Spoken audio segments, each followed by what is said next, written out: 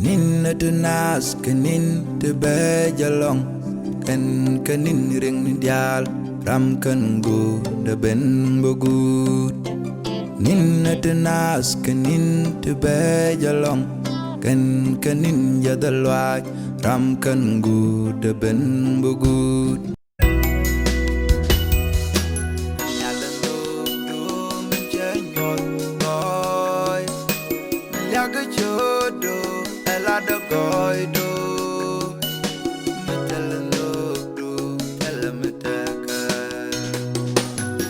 Chơi chol chân ngoác dal trên môn một rồi nan cơ đà nên chân nó dal trên quay giờ vàng trên đất qual chirum ngã kê chân dal rây đoạt mơ chân ran là dal kel ke jaku chân dal rây đoạt mơ chân ran là dal kel ke jaku ai nhớ chắc in chinyur có com luda Baba de baji puanya dor dial di dua du kajo do panke mencak puar kena limon akul midi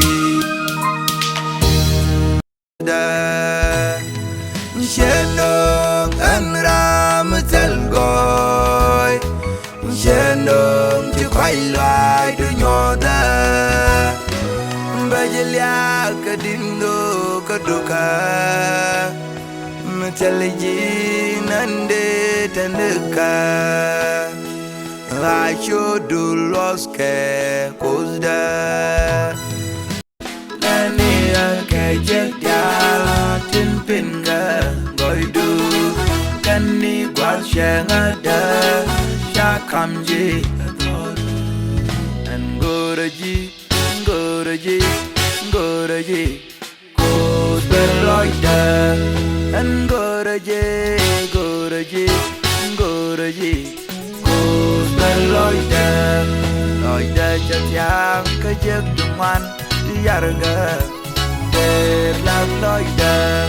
Leida jatiang kedua duman depin kesyang. Berlag loida.